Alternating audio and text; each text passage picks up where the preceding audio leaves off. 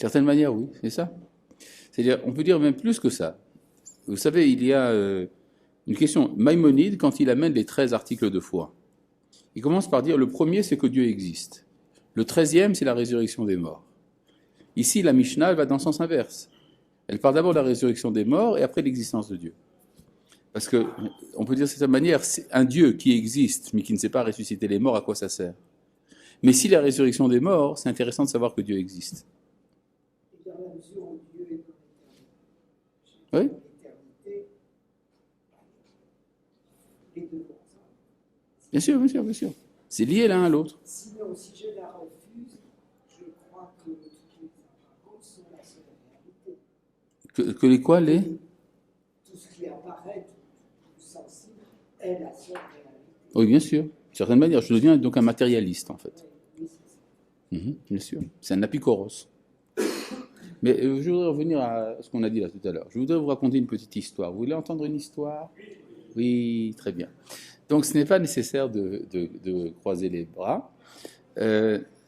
On raconte de Rabbi Zusha. Rabbi Zusha. Vous avez entendu parler de Rabbi Zusha?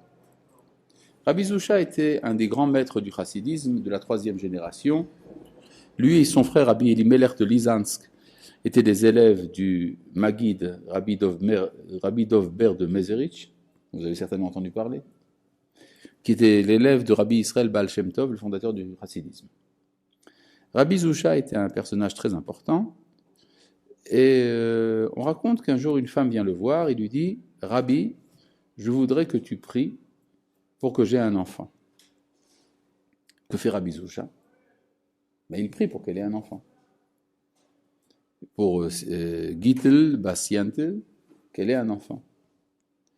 Et puis, il entend au milieu de sa prière une voix qui vient du ciel et qui lui dit « Zusha, ne prie pas, parce que je ne veux pas que cette femme ait un enfant. » Que fait Rabbi Zusha? Il prie. Et alors il entend la voix du ciel qui lui dit « Zusha, si tu continues à prier, elle aura un enfant. Mais toi, tu n'auras pas ton Olam Haba. »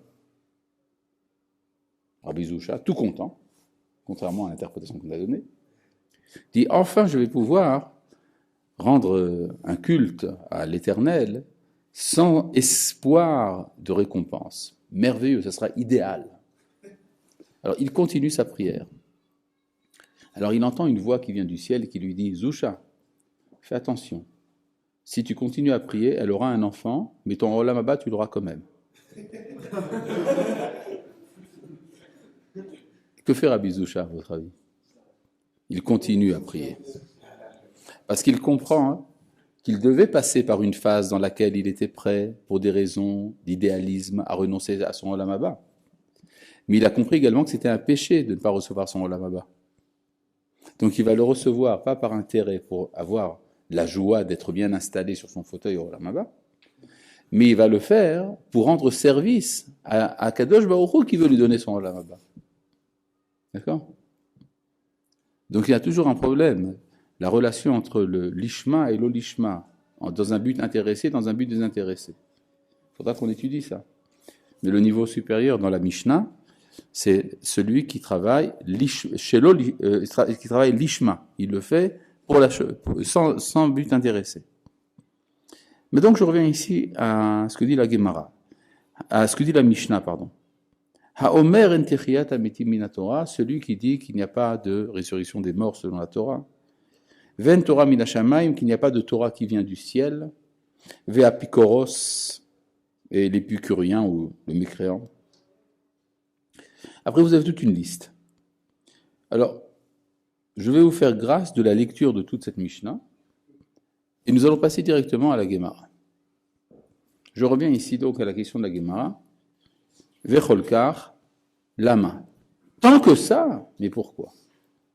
Il faut comprendre la logique de la chose. C'est que ce que la Gemara pense, c'est qu'il n'y a pas de péché d'opinion. Il peut avoir un manquement grave à un devoir, mais ce devoir doit se traduire dans les actes.